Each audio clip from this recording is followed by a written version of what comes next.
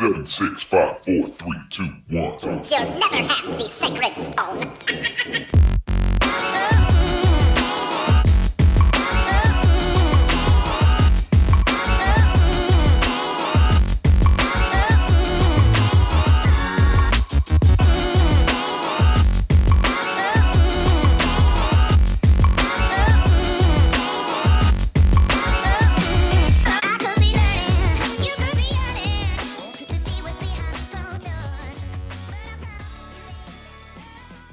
All right, and welcome back to another edition of the Vegas Squares podcast. It's the weekend, so it is the NFL picks for our contest that we have had since it's week 11. We now have an official contest. There's no going back. Whatever happens with COVID or the sky falling or the world ending, we've got a finals contest. And I've got Spike and Token Tony here with me. No Tony Johnson, but his picks are in. Unlike Spike's last week, who decided not to join us and not put his picks in.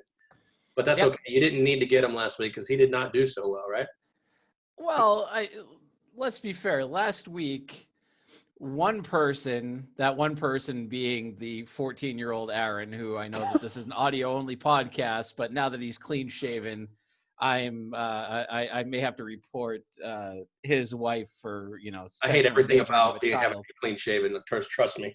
It's a problem. So Aaron went 3-2. The rest of us went 2-3. So let's calm the fuck down on saying that none of us had a good week when it was just one game back of the leader here. I need to turn my fan on again. God. Hey, below 500 is losing profit.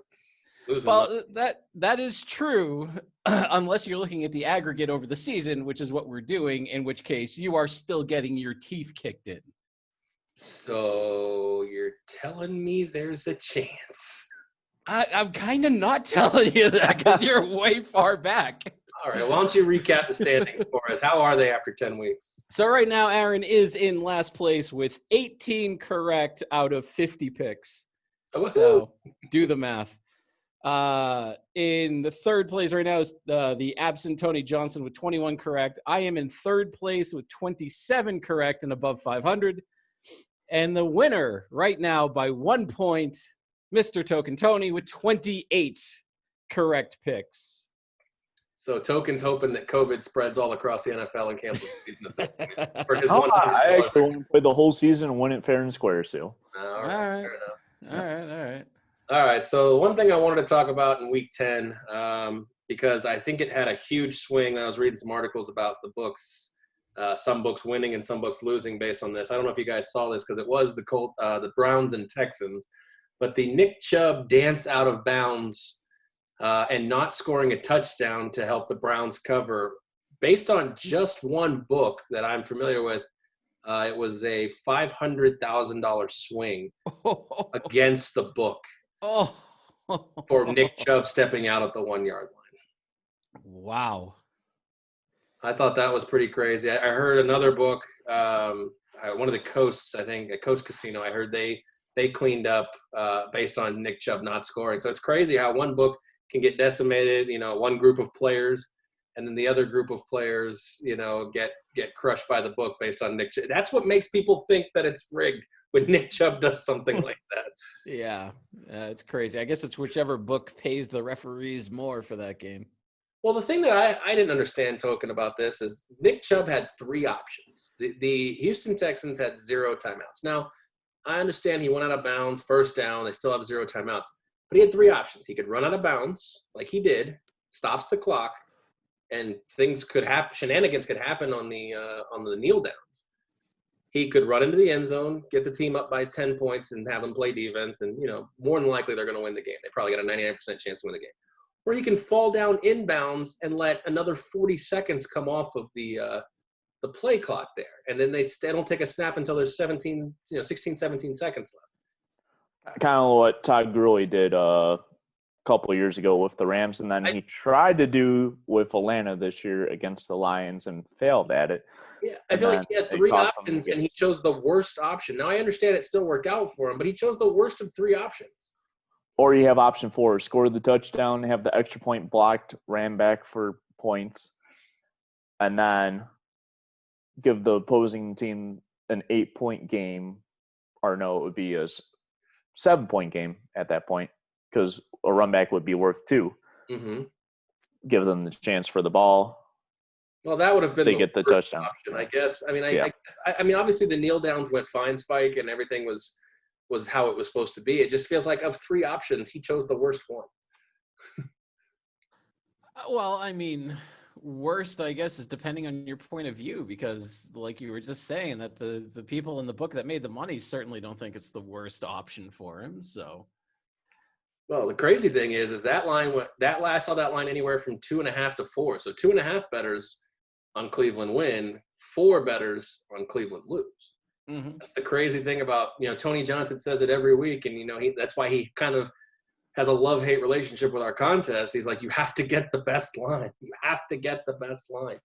And that shit matters on games like that, especially if you got 2.5 or you got 4. You're cashing a ticket, or you're, as Token likes to say, lighting fire.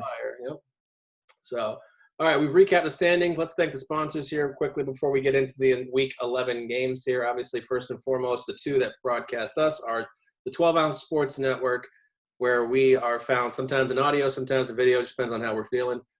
Catch us and all the shows at 12ozsportsnetwork.com. While you're there, please check out the store. You can buy merch from 12-Ounce Sports and some of the other shows, golf polos, beach towels, coffee mugs, so much more.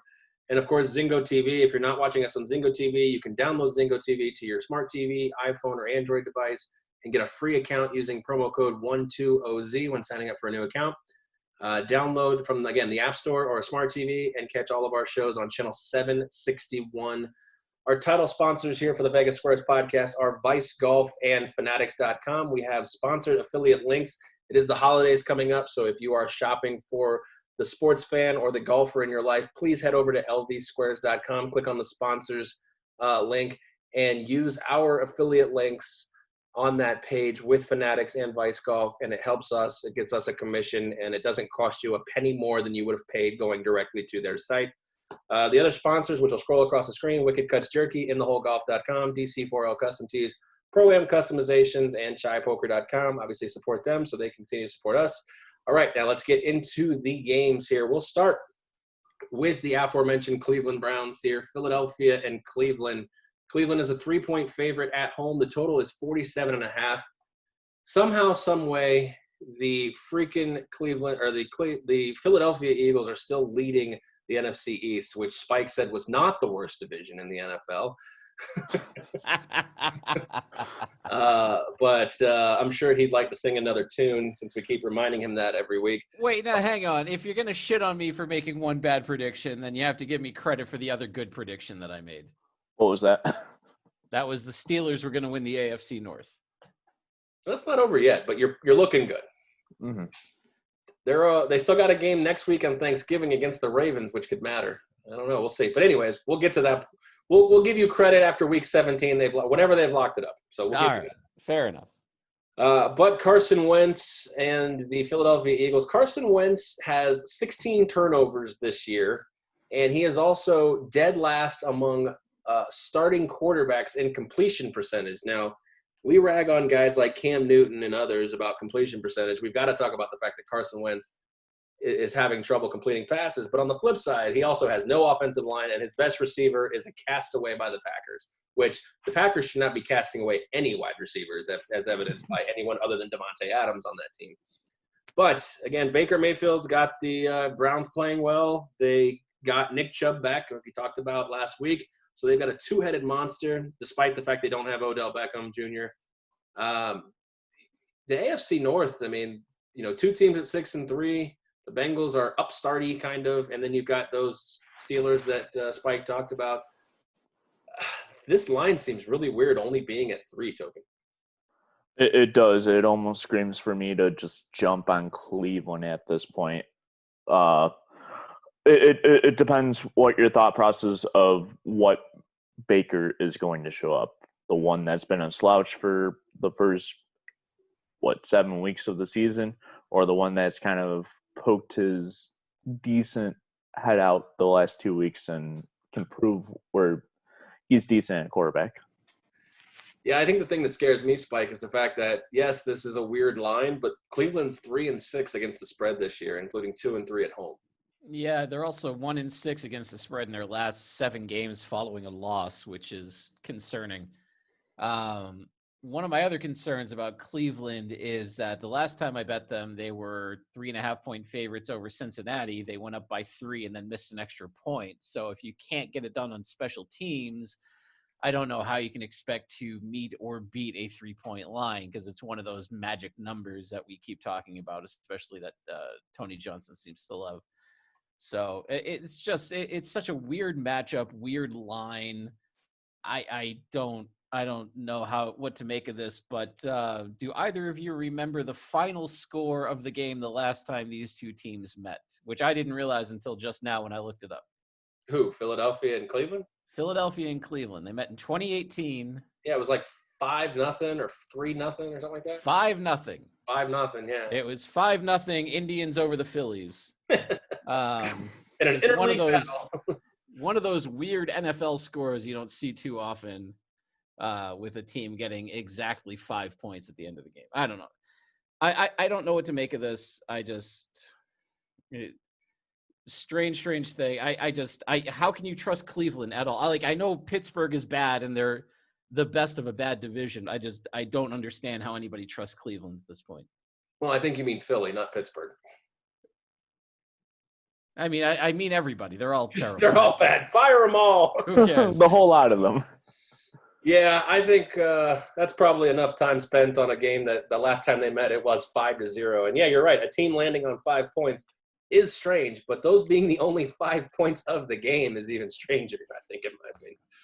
So, all right, we'll move forward. We have the next game on the slate. Again, reminder that these games are the lines available at the Westgate Sportsbook at the time currently of recording. This one is an interesting one, a division battle that's traditionally benefited me in this contest in previous years. Atlanta v. New Orleans in the Superdome. New Orleans a 3.5-point favorite, and the total is 49. Obviously, this week and future weeks, we will not have Drew Brees due to the injury he suffered against the 49ers. He's got like 17 cracked ribs and 3 punctured lungs. But all week we thought Jameis Winston would be the starter. And it was announced today that they're going to go with Taysom Hill and all of his 0 career starts and 20 career passes. That was interesting to me. What does that say, Token, about Jameis Winston? He started 70 games in his career over 5 years, and he was thought to be the starter this week. He was kind of in that Teddy Bridgewater role that Teddy Bridgewater did last year. And they must have seen something in practice that said, this guy does not give us a chance to win. Yeah, it could have been something with like the chemistry between him and the wide receivers, or maybe the leadership or something like that. I mean, he knows this team a little better than Winston. He's been with them a couple of years, and it just maybe the chemistry-wise makes sense with that, and they just plan on running the ball more. So, well, I would think so. I mean, Taysom Hill's thrown 20 passes. He threw none last week after Drew Brees went down. The theory here is, Spike, is that they're going to rely heavily on Kamara, I assume. No, yeah, I mean, you have to imagine that. And I think Token got it right on the head that this is all about chemistry between quarterback and receiver. It's a point that I try to make whenever we see a backup quarterback coming in as to whether or not they're going to have that chemistry. The one thing that I thought was strange, though, Aaron, is that you were talking about how good this matchup has been for you in previous contests, and yet you are the only one of us without a play on this game this week. So yeah, I think I was considering it in the Taysom Hill aspect. Again, I mean, he's thrown 20 passes in his career. He every time he's in the game, it's all trickery and shit. So honestly, I've come to one of two conclusions. Again, they didn't trust Jameis Winston. They didn't like what they saw out of him throughout the week in practice or even throughout the season. Or two, they were never planning to start Jameis Winston, and they made everyone think Jameis Winston and game plan for Jameis Winston and then pull a curveball on Friday night. You know, that's the two things I can think of. I mean, we know what we've seen out of Jameis Winston, that he's a turnover machine, but he can also throw the ball.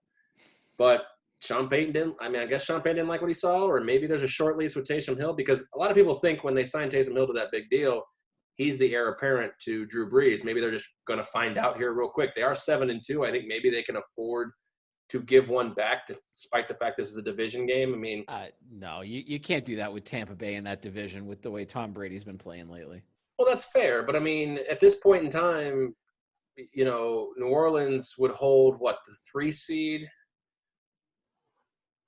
I mean, are the 2 through 7 seeds interchangeable with only one home game at this point? I mean, with no crowds, are they even home games anymore? I don't know. The playoffs are going to be a different animal. So the Saints with nobody in the Superdome might not matter to them if nobody can be in you know, the home field advantage may not matter to them if they can't have fans in the Superdome. So maybe they don't.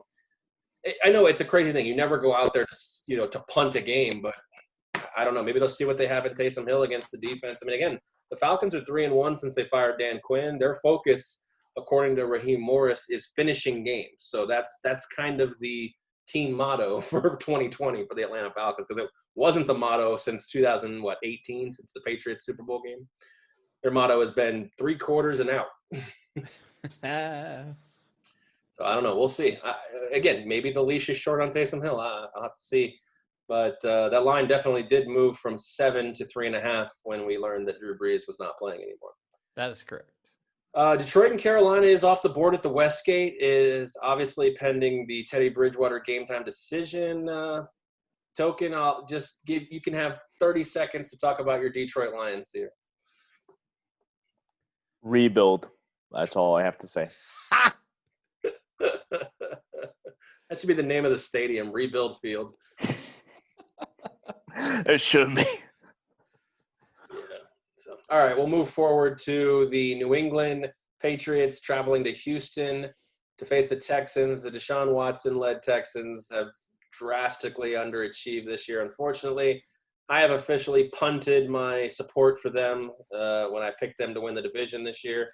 New England, a 2-point favorite. Total in this one is 48.5 at the Westgate.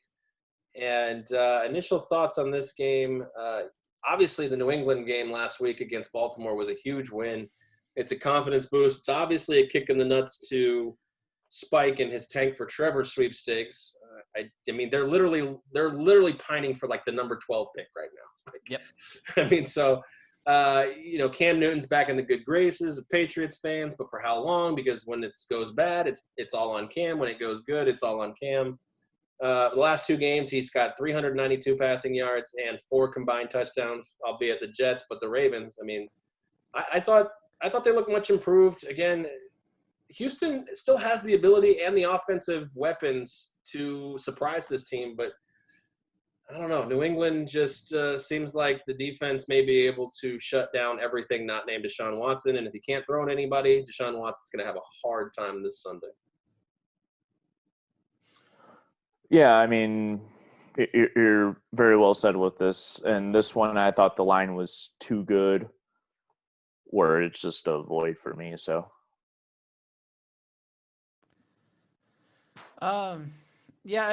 this line seemed kind of strange to me because I couldn't quite tell if that was too high, too low, or just where it should be. And you never quite know what the books are thinking, if this is where they actually think the line should be, or do they think that bettors are going to overreact about a Patriots victory against what's considered to be a much better Baltimore team than a New England team.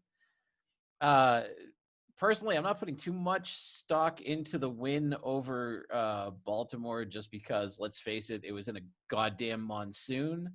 So there's no real reason to think that like in a dry conditions that Lamar Jackson wouldn't be able to shred New England again.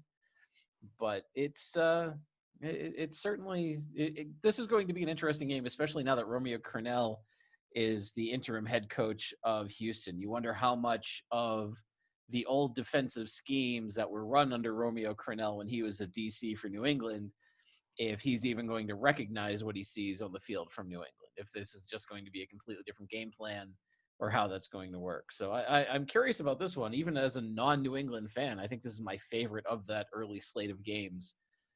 This is one that I would want to be watching just so I could see the Belichick-Crennel matchup. I think that's going to be a fascinating one. Yeah, there's not a ton of sexy of those early games. I think you may be having a lot of eyes on Tennessee and Baltimore. But, yeah, New England and Houston might be one. The one I'll be watching, we're going to get to later. I think that's going to be the most interesting of the early slate. But we're going to move to Pittsburgh and Jacksonville here. Jacksonville almost shocked the world and beat Green Bay last week. Now they walk in back home, and what's their reward? They get the 9-0 Pittsburgh Steelers to the tune of a 10.5-point favorite for the Pittsburgh. Total is 46 in this game. There's obviously, when you get to this point in the season, you still have an undefeated team. The talk every week is, are they going to go 16-0? Are they going to go 16-0? Mike Tomlin and Roethlisberger both shut that down this week to the media. They said the goal isn't to go undefeated. The goal is to win the 7th Super Bowl here. And the first thing I was thinking is, before Alex Smith arrived back in Washington, Ben Roethlisberger was probably a shoo-in for comeback player of the year. But honestly, at this point, it doesn't matter what Alex Smith does, good or bad. He's the comeback player of the year. They just have to give it to him after everything he's been through. But I think Pittsburgh has been playing well enough to win games. Obviously, we've seen, Roethlisberger went down a little bit in that Dallas game. They ended up having to, struggle against Dallas, which no one expected. But you can call it playing down to your competition. I don't know if I agree with that necessarily with Pittsburgh. I think they're not a great team, but they're just a good enough team to win games, and that's all you really need. You don't need to win them by 100. It's not a poll system. You just need to win them by 1. Yeah, and that's kind of what Tennessee was doing in the beginning of the year, because they went 3-0 in the beginning, but 0-3 against the spread, and that was crazy enough. But Pittsburgh typically plays down to opponents, but James Conner is actually looking like the one where Bell held out and tried to demand more money, and they could move on from him. So it's going to be interesting how this game plays out. Yeah, and Spike, we get round 3 of the rookie quarterback, Jake Luton. He's lost his first 2 starts by a combined 6 points, which is pretty impressive. I know there's still L's, but he's 473 with 2 touchdowns, 2 picks in his first 2 starts. He's facing a defense that leads the NFL with 36 sacks and 17 takeaways. Are we still looking at a guy who's on cloud 9, or are he facing a staunch reality that is Pittsburgh's defense coming up this Sunday? Oh, yeah, this is a welcome to the NFL rookie moment for him.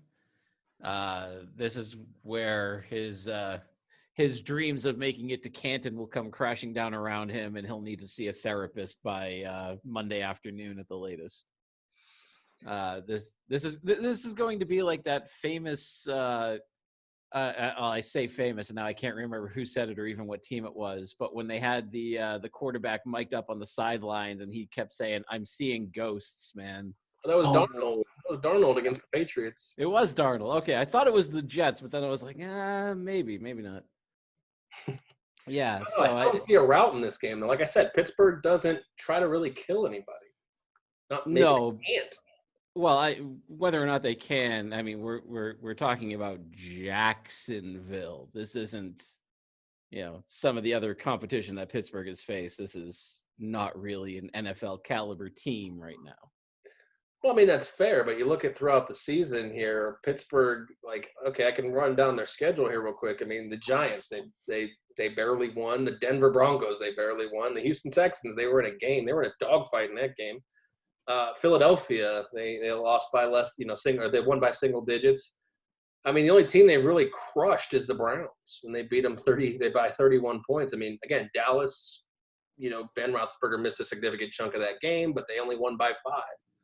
So it's an interesting spot. I mean, they did beat Cincinnati pretty handily last year, but last week, but they kind of methodically built up a big win in that one. So I don't know. I'm looking forward to seeing if maybe Jacksonville can surprise some people. I mean, they look like they're fighting hard for a coach that's going to get the axe after the end of the year. So, I mean, that's kind of a positive sign. I don't know. We'll see. All right, my favorite game on the slate is this one. It's Cincinnati, the Bengals versus the Washington football team. And I feel like this is a trap line based on all of the money going one way. The Washington football team is a 1.5-point favorite at the Westgate. The total is 47. And based on the website that Tony Johnson provided me, it looks like 67% of the tickets and 59% of the money are going in on Joe Burrow and the Bengals. So for me, that feels like that number might even get higher because everybody's in love, Token, with Joe Burrow at this point. They love his moxie, they love his spark, but it's not translating to W's. It isn't. I mean, and at the 1.5 spread, pretty much it's like a pick 'em. Unless if somebody just shanks an extra point or something like that, it's probably not going to come down to 1 point. I would say it has more of a chance to end in a tie than come down to 1 point. You knew that was coming, though. Yeah. Well, Spike, we do get to see the Bengals, the number 1 pick, Joe Burrow, who is 0-4-1 on the season on the road. And we get to see the number 2 pick, Chase Young, out of Ohio State for the the football team. And this is the 17th matchup all time of the first 2 1 and 2 picks. Do you know how many of them out of 17 are not both quarterbacks at the 1 and 2 position? Oh, that's an interesting question. No, I don't. 14. That was just a random trivia, random useless. Okay. Oh, okay. But 14 out of the 17 matchups where the number 1 and number 2 pick are not both quarterbacks. Huh. I remember when Griffin and Luck played and Leaf and Manning played, but I can't think of the third one. So maybe we'll have to get the crack research staff that quit on us like 2 years ago to look that up. But to me, I mean, and I'm foreshadowing a little bit, but to me, this game is a trap game. And based on all the money going one way, again, to the Bengals, foreshadowing my pick a little bit, I want to be on the other side of that one. What do you think of this one, Spike? Yeah, well, and that's kind of my problem is that for all the negatives that you said about Joe Burrow and how bad Cincinnati's looked and everything else, Washington hasn't looked better. Like Alex Smith has looked pretty good in games, but he's also throwing a lot of interceptions here, including 3 against, I think, a Giants team that is not exactly known for being strong in the secondary. So, this is a game where as much as the public money is going in on one side, I don't necessarily know that means that it's trap game, stay away, et cetera, and so on. I think this is one of those games where it's not just going to be about the quarterback play, because this is one of those rare times where both quarterbacks are going to be essentially, I don't want to say non-factors, but ineffective enough that the game's going to come down to the trenches and the specialty players, and not whether or not the quarterback can make the throw. It's whether or not the wide receivers can make the catch. So I think that these are not about the quarterbacks, they're about the skill players. And, I think we're going to come down to a game of who makes the fewest mistakes. And I think right now, I'm not necessarily convinced that the home team is that better team in that regard. So we'll see. I mean, it's going to be an interesting play. Certainly an interesting game. 1.5 point line, like Token said, is basically a pick 'em. So, just flip a coin and see which one you feel more comfortable with. Until it lands sideways. Yeah, there you go. Yeah, well, when you flip the coin, just unflip the coin, wait till the end. I'll give you my pick on that game. You can just go. Yeah, well, and that's fine. I see your pick, and now I feel significantly better about my pick given our records in this contest. Baby steps, just chipping away. Reject your reality and substitute my own. So we're in this contest for $100. I'll let you buy out right now for $75. No. All right, let's go. I'm good, because I'm going to give Token the money, not you.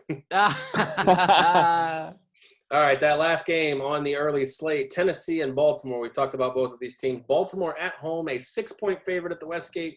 Total in this one, 49.5. We all remember the famous playoff game last year where Derrick Henry ran circles around the Baltimore defense, and Tennessee advanced to the AFC Championship game where they unfortunately fell to Kansas City. But at this point, we're in a regular season contest here. Tennessee has been, I don't want to say struggling, but they've been losing some games here lately. They're still 6-3 at this point. They got kind of boat raced by Indianapolis last week on Thursday, but they've had some time to prepare. Baltimore played that Sunday night game. Tennessee played last Thursday. So if we're looking at the rest factor, obviously Tennessee has it more. They are pretty terrible on the road, those Titans, 0-3 against the spread. And but they have won 2 of the 3 games outright. So you look at that for what you will. They have been favored in a lot of games. Not in this game here, Token. Lamar Jackson's starting to get not him personally, but people on TV are starting to talk about, well, maybe Lamar Jackson's just an average quarterback, which is funny because if he ends up being, not a Hall of Famer, not an elite quarterback, just an average quarterback who may end up flaming out of the league, I wonder if anyone's going to go back to Bill Polian and say, well, maybe you were right. Because Bill Polian was kind of almost the only one who said, I don't really see this guy being out. an elite quarterback for the next 10 years. And everybody just shit all over him. I mean, they told him he was crazy. They went to the race issues. And again, I don't know where this is going to go. Lamar Jackson seems like a quality, competent quarterback, but if he can't get over the hump, he might end up out of the league. I know we're talking way down the line here. We're looking at 1 week here. But it just seems like those rumors and those whispers are kind of starting on Lamar Jackson here. And he'd need a really solid game to kind of shut that up right here. And this might be the spot against Tennessee, avenging a playoff loss from last year. This actually seems like a trap game of the week. What Tennessee team is going to show up if they can keep it close against the Baltimore, and how Derrick Henry can perform against this Baltimore defensive line while they're running it up the gut or trying to handle it from the outside. And then Baltimore, how Jackson comes back and attacks his the media. I mean, he's got to do it on the field. He can't do it with just words. He's got to show what he's made of. So, I mean, Spike, what do we make of this total? 49.5. These are the top 2 highest scoring offenses in the NFL. That almost doesn't seem high enough. Well, they were the top 2 high, or maybe they still are, but I know that Baltimore's sub 20-point performance against New England last week, again, in a monsoon, so probably not too indicative of their offensive abilities. But it's probably more a reaction to that rather than an actual feeling of their ability to score points.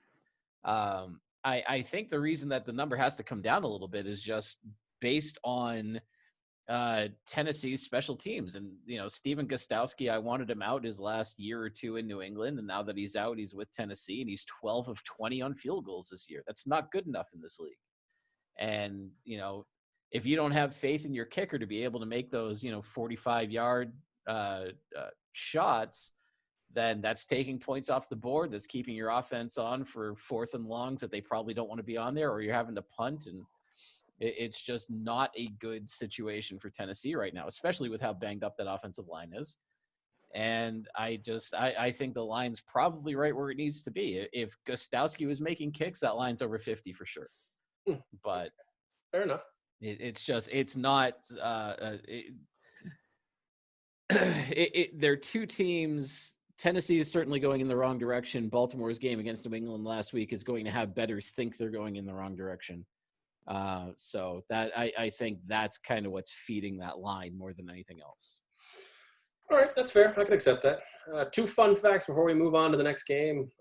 The MVP last year, Lamar Jackson, has already turned the ball over more this year than he has last year, and we've still got 7 more games or 6 more games to go. So there's that. And Token, fun fact: if the playoffs started today with a 6-3 record, the Titans would be outside looking in. Isn't that crazy? Wow.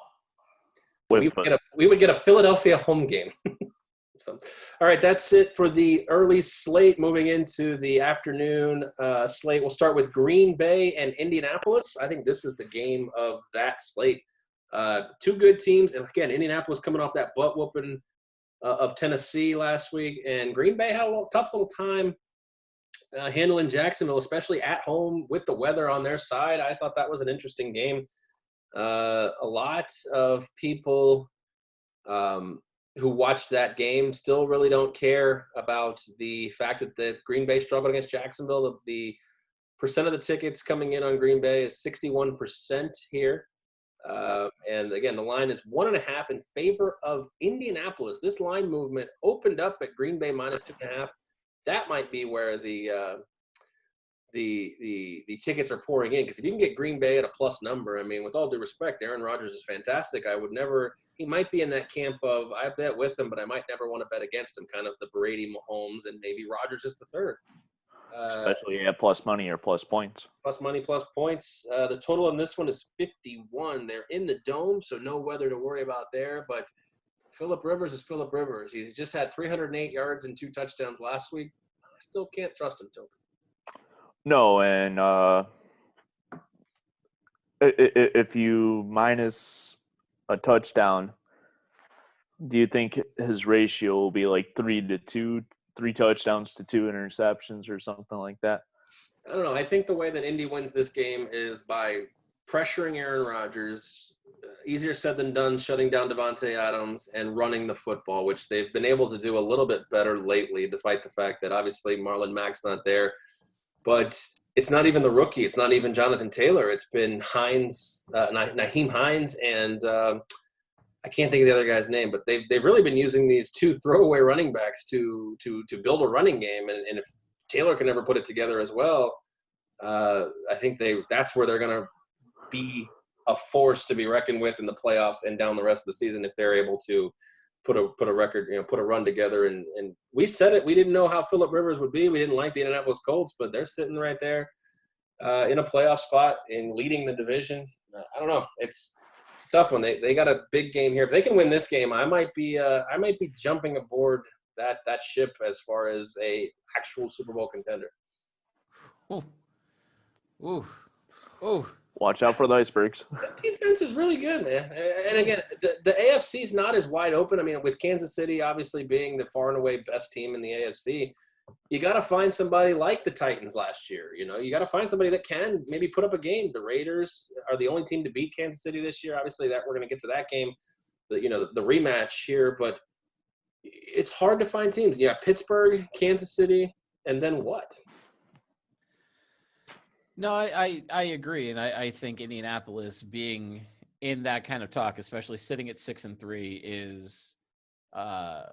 is warranted. I mean, they've been a better team than I think anybody expected. Even though I wanted to see our good buddy Brissett do well there, obviously Phillip Rivers is the answer, especially with this team sitting at a better than 500 record, which I don't think Brissett ever did, at least not with Indy. Yeah, I think you were right. Your point about betting on Aaron Rodgers getting points, I think, is the reason that we're seeing so much money coming in on this one. I don't have a play on this one, so I have no problem saying that. I don't know that Green Bay is the Green Bay of old. I think people that are betting on Green Bay are probably wasting their money. I don't like this team the way it's built, and Aaron Rodgers, for as good as he is, or at least as good as he has been, I don't know why this team, even at 7-2, hasn't been putting up the gangbuster points that we're used to seeing out of a Green Bay offense. It's just not that same kind of team anymore. I think this Indy team can stop them, and I like the way that this is built. I like the way that this matchup is shaping up, and I think you're right. This is the game of the afternoon to watch, even with Tua going against a shitty Denver team. I think this is going to be the one to watch. Rivers against Rodgers. It's must-see TV. Well, Token, I'll say this as we wrap it up here with Green Bay and Indianapolis. I think this is the trap game of the afternoon. I mean, Green Bay 4-1 on the road, 4-1 against the spread on the road as well, and they're not the favorite. I don't know. It just seems weird to me. I think the Aaron Rodgers to Devontae Adams connection is really good, and if Aaron Jones can run the ball, I would find it hard for Indianapolis to really be able to beat Green Bay even at home. But I don't know. Indianapolis playing well. This one seems like the trap game of the afternoon to me. It does. I think a lot of people's opinions based on how this line's moved, I think a lot of people think the secondary of Indy's the piece of this game, at least in their mindset. Yeah, their back seven's really good. I would agree with that. So, all right, Dallas and Minnesota. Dallas and Minnesota here. Yeah, I don't know how I feel about this game. I feel like maybe I would love to watch this in the 70s with Tom Landry and the Purple People Eaters, but Minnesota's 7-point favorite, rightfully so, against Dallas. I'm not sure who's starting. Dalton looked like he was trying to get back to play. get towards play. But, I mean, Minnesota, while they controlled that Monday night game token, they didn't look fantastic against a terrible Bears team. So, but, again, myself and Tony Johnson are on this Minneapolis, Minnesota NFC North division title. We can come back from a 1-5 start, whatever it was. They've won in a row. I said they're going to be 7-5 heading into that game against Tampa, and so far it's looked like it's going my way. It definitely can, and it very well might happen. I mean, they were 125 to win the division right before that Green Bay game, and then they immediately dropped to 40-1, of course. But yeah, I mean, winning that game and splitting the season series really helps. I mean, if they were down 2-0 to Green Bay, it would almost be impossible to get that division title. But I know this one's, to you, Spike, probably seems like a thank you next kind of game. Oh, it absolutely does. Like, I could not care less about this game. All right. Well spent. Strong words from Gritty over there. Yeah. All right, the Jets and the Chargers. The Jets are traveling all the way out to the West Coast to take on the Clippers. This might be one game that the Clippers can finally close out. I mean, the Jets have all but given up at this point. The line is 9.5 in favor of the Chargers, total 46 in this game. Not really a lot of things going right for the Jets, except for the fact that somehow Joe Flacco has stretches where he's an elite quarterback. They're very small stretches, maybe 3 or 4 plays. But that's about it. I don't really know. You know, the funny thing is I guess it was a slow news day, but I was at work on Tuesday, and ESPN was showing a clip of how Justin Herbert cut off all his hair. And then on Instagram, Barstool basically said he looked really bad. I mean, his haircut looked like a 10-year-old boy's. I know that, Spike, you've been ragging me on that, on my facial hair, but he looked like a 10-year-old boy. He should not have cut his locks. And basically, Barstool on their Instagram said, "Does this look like a man that's going to cover 9.5 Jets by $1 million?" So that's kind of I'm taking a blind shot in this to preface to foreshadow my bets. I'm going to take a shot at this one. But what do you guys think about this game? next, I don't give a flying rat's ass about this one. So Yeah, the only reason we had to talk about this one is because Aaron has a play on it. None of us give a flying fuck about this one. Well, then cool. We can move on. We can talk about Tua time. Tua's 3. All right, let's That's go. better. Come on, Tua. Well, Much at least better. you know what's going to happen though. Tua's going to lose to Denver, and I've bet on Denver for 3 straight weeks, and I just kept sticking the needle deeper and deeper, and I'm off them this week. And then watch, Denver's going to upset Miami. it's the Jay Cutler experience for you. It is. Everyone gets around on that one. Miami 3.5-point favorites heading to Mile High. Total 45. Drew Lock is a game time decision at this point. He as well has a rib injury, and I don't really know who the backup quarterback is in Denver, so that doesn't obviously bode well, even though I don't really have a lot of faith in Drew Lock either. So you said, Spike, this one was the most interesting to you, maybe because of Tua. We like watching Tua. He's kind of the second half Joe Burrow. We liked watching Joe Burrow in the first half. Tua's getting it done. Yeah, and that's exactly why I think this is the most interesting game, or could be the most interesting game of the afternoon because of Tua. I just, he came in, everybody said, oh, yeah, he's going to take some time. Miami's rebuilding. He's going to need to learn the NFL. He's actually looked like he's been in the league for a little while. He's making plays. Minus that first game. The first game was a little shaky, but Sure. But, I mean, he's been he's looked better. They're putting up, consistently over 24 points a game just about. Since he's come in, like he's looked like an NFL caliber quarterback. I think the thing that's going to be kind of iffy is that thin Denver air and how he deals with that thin atmosphere, and that ball's going to travel a little bit further on him, and how he handles that, how he kind of comes back from that. I think this game could be interesting. And to answer your question about the quarterbacks behind Drew Lock, Brett Rippon and Jeff Driscoll are the other 2 quarterbacks on the roster right now, according to ESPN. Yeah, no, I'm good. Driscoll sounds like the better of the 2.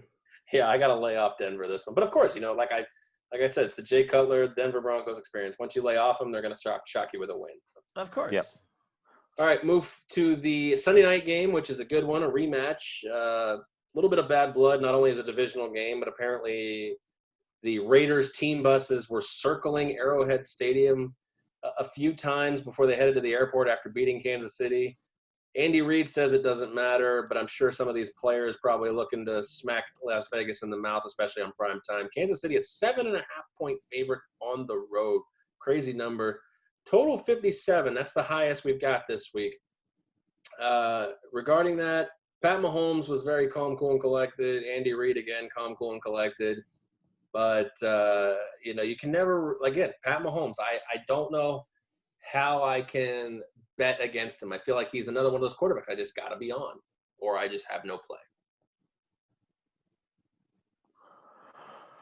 Yeah, I mean, this one really kind of stood out to me as earlier in the week, there was 8 starting defensive players for Oakland that were on the COVID-19 list and all that. And I use that term loosely just because it not only pertains to them testing positive or false positives, but if they've been in touch with other people that have tested positive, that puts them on that list. It takes them away from practice. It takes them away from their mentality and all that. It's going to be a struggle on defense for the Raiders this week. It's really weird, Spike, how the Raiders of all teams, other teams seem to have had it mostly under control, but this is the third COVID-19 outbreak for the Raiders. Yeah, and I think this is an interesting a point that this team, above all other teams, especially in a state that has a mask mandate that is looking at a stay-at-home order, you're wondering how all of these players continuously keep getting this disease. It's sort of an interesting spot as well, because I think you're right. You've got Vegas has a bunch of players on the COVID list. You've got the Chiefs coming off of a bye week. You've got Mahomes on prime time, where he always seems to do well. And the line isn't that big. I mean, it's just, it's barely over a touchdown, which you feel like Kansas City could probably cover easily. But do you really want to take that chance? I know that you're saying, you're either on Mahomes or you're not on the game at all, but I don't. This could be another spot where you look at this Vegas team and they find a way to keep it close and they keep that kind of grinding game going, especially with that win they had over them last month.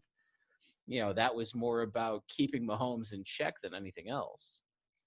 So I don't know. It's certainly an interesting spot, interesting matchup. I'm certainly excited that this one is on prime time. This is a game I probably would have tried to get tickets for if we were allowed in the stadium, but we know that that's no longer the case in this state. Yeah, that's true. And following that win against Kansas City, the last 4 games haven't really impressed me. They got killed by Tampa. They had an ugly game in Cleveland where they barely won by 10. The game against Los Angeles came right down to the last play of the game. And yes, they beat a Broncos team where, Drew Lock, we don't know what Drew Lock is. They had one good game out of 4. So, and again, with that coupled with the COVIDs, for me, and again, I'm not telling anybody how to get down on this game, but for me, it's Pat Mahomes or nothing at this point. I can't feel good about being on Las Vegas, even getting a touchdown and a hook there. So it's my thought. All right, move to the Monday night game. I think this one is the best game of the week, in my opinion. But we get it on prime time on Monday night. The Rams and Tampa Bay in Tampa. Tampa Bay 4-point favorites. The total is 48 in this one. We get a game where Tom Brady's going to be on primetime TV against a good defense, but a team that statistically right now against the spread this year is not very good on the road. 1-4 against the spread are the Rams. Tampa Bay, again, they're getting all their pieces together. Antonio Brown is a fantastic third option now. It seemed last week against Carolina, they were getting all 3 receivers involved. Mike Evans had 6 catches. Antonio Brown had 7 catches, and Godwin had 7 catches. So you couple that with the defense starting to come along. The only thing that really scares me is for that situation is the Los Angeles defense is second in scoring defense, second in total defense, and third in passing defense, and sixth in rushing defense. They're really, really good on defense. Any chance they have really in this one is going to have to be with Jared Goff being better than Tom Brady. And he wasn't the one time they matched up in the Super Bowl. And obviously the New England Patriots took that one. Everything's got to go right for the Rams because they're going to play good defense, but they have to score points. You can't beat a team with you scoring 0 points. That's very well said. Can't win if you can't score. I guess Token's done. Yeah. Okay. So yeah, I mean, you bring up a good point in that Brady does, well, I can't say decidedly beat Goff because it wasn't that big of a spread in that game, but Brady did beat Goff the one time that they met. But that was also a Belichick run defense compared to whatever Bruce Arians is putting out in Tampa Bay, which is a decent defense in and of itself. I mean, it's certainly not getting the recognition of what the Rams are doing, but Tampa Bay is not a bad defensive team. I think what we have to wonder about here is, we're kind of getting two sides of Tom Brady. One of them is, sort of the mediocre, taking the blame a lot from Arians, and whether or not that's getting under his skin, I don't know. The reports are saying that Brady is not happy with the fact that Arians is calling him out like that, even though Brady is once again being Brady and saying all the right things in public. But it's, he's going to have to make his throws. He's going to have to, not play like the 40-some-odd-year-old quarterback that he is, and that he, showed that he was against, New Orleans, when they put up a grand total of 3 points a couple of weeks ago. Mm-hmm. So I think Tampa Bay scoring a lot of points in this game is not out of the question, even against a good Rams defense. And, I said the same thing about the Rams defense last week, even though I didn't get the picks in. I did have the over in the Rams-Seattle game, thinking that Seattle was going to put up a bunch of points, and they did not. But I still have every confidence in Tom Brady, even though he is no longer a Patriot. I think he's got the ability to go along and kind of, I don't want to say make the Rams his bitch, but certainly make it a game to remember for those that like watching offensive football. Well, fun fact as we wrap up the preview of the Week 11 slate here, the defensive coordinator in his first year, Brandon Staley for the Los Angeles Rams, is 37 years old. And he grew up always loving defense, the defensive side of the ball. He actually grew up drawing up defensive schemes to stop the Patriots dynasty. So he gets to go against the main man of the Patriots dynasty this week for the first time. Tom Brady's been in the league since Staley was a child. How crazy is that? Yeah, that's pretty nuts. That's pretty crazy. That guy he just withstands the test of time. So, all right, that's the Week 11 slate. We are going to now hit you with our picks. Since Token, you are in first place, you will get to go first again this week. Mm-hmm. I'm going to start out with the Saints minus the 3.5 in this one. It's kind of an oddball pick, but I'm just going to roll with it, even with Hill as the starter. I think they have enough on offense to get it going. We got over 51.5 Green Bay and Indy. I'm going to take the trap side and take Cincinnati plus the 1.5 on that one. I think that one ends in 17 all tie. Over 57.5 in the Kansas City-Vegas game. I think Vegas's defense does not show up this week. And everybody's favorite pick this week, Jacksonville plus the 10.5. All right. Well, Spike, you are in second. Let's hear that 0-5 slate. I mean, we got to start calling him tying Token, right? Because every week he wants to see a tie. The worst part is in the beginning of our podcast, like when we first started doing podcasts, every pick was it could go either way. Now he's just changed it to I think it'll be a tie. What? That's basically saying it could go either way. All right. Well, I will start by going on the opposite side of that Atlanta-New Orleans game. I'm going to take the Falcons plus the 3.5. Real money on that one, as well as this next pick where I have New England minus the 2.5, even though the line is at 2 based on our contest rules. I have to move it a half point in the wrong direction. I am with Token on the trap game, taking Cincinnati plus the 1.5. Miami and Denver, I don't think there's going to be a lot of points scored in that game, especially if they have to use one of those no-name quarterbacks in Denver. So I'm going under 44.5. And I have Tom Brady in fuck you mode going Tampa Bay minus 4.5 against the LA Rams on Monday Night Football. All right, fair. And since Tony Johnson is not with us this week and he is in third place, I know, Spike, you have his picks. I do, and his first two picks are the opposite of mine. The first being New Orleans minus the 3.5. And again, based on these contest rules, he has to move a game a half point in the wrong direction. He has Houston plus 1.5. So if that game ends at 2, we both lose. Pittsburgh and Jacksonville, he is going under the total at 45.5, which, Aaron, you can correct me if that's moved since we've been recording, but that's what he sent me right before we started. And then he has 2 plays on the Kansas City-Las Vegas game. First, taking Patrick Mahomes minus the 7.5, and also going under the total of 56.5. Yeah, I like that Mahomes play. I kind of wish I would have put that one in myself. But all right, so bringing up the rear, looking for a 5-0 week here. I am against you guys on that Washington game. I am taking the Washington football team minus 1.5. I am also leaning into that potential trap. I'm going to take Indianapolis minus 1.5 as well.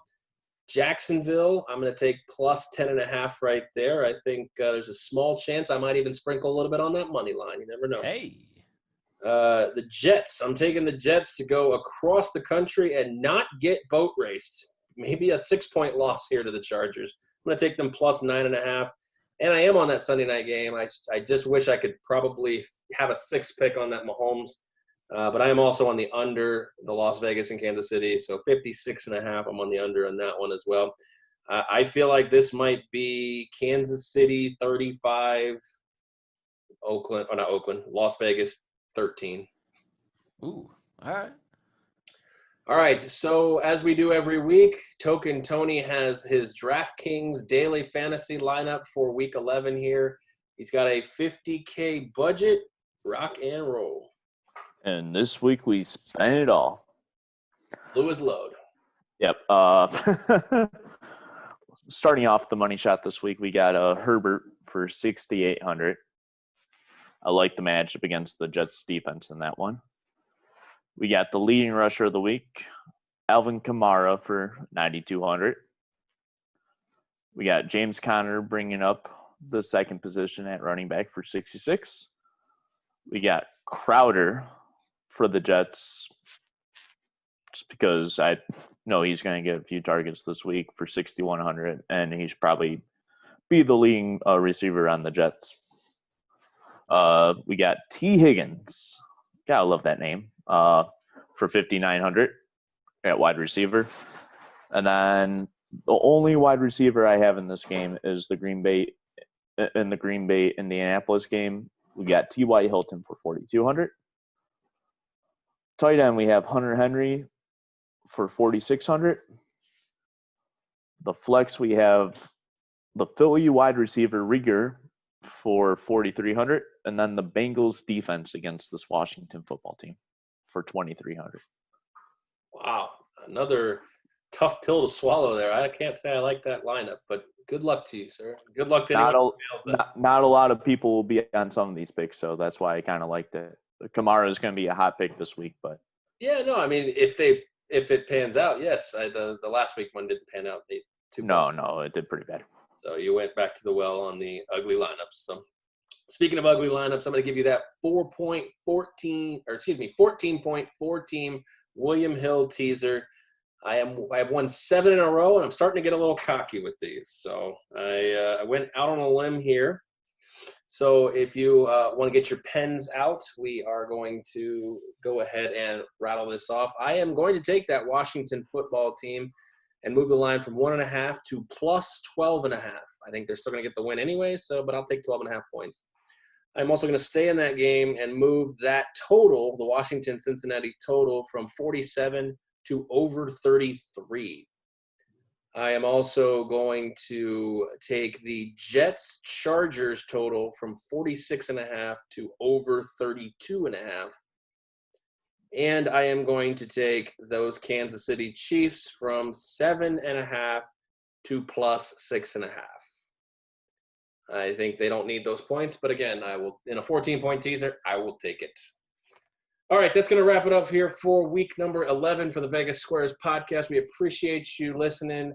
Obviously, you want to check out all of our sponsors, 12 Ounce Sports Network, Zingo TV, Vice Golf, Fanatics.com, Wicked Cuts Jerky, InTheHoleGolf.com, DC4L Custom Tees, Pro-Am Customizations, and ChaiPoker.com. Hopefully, I got a 5-0 week so I can still have a pulse in this thing, and the three of you can't go 0-5 because some of you are on some of my picks, but hopefully the ones that you're not on with me, they all lose for you. So happy trails. Gain a little ground. Yeah. Well, for Spike, for Token Tony, I am Aaron. We appreciate you listening, and check out all of our sponsors again on lvsquares.com. Follow us on Twitter @VegasSquares. Good luck on your bets, and we'll catch you on the next one.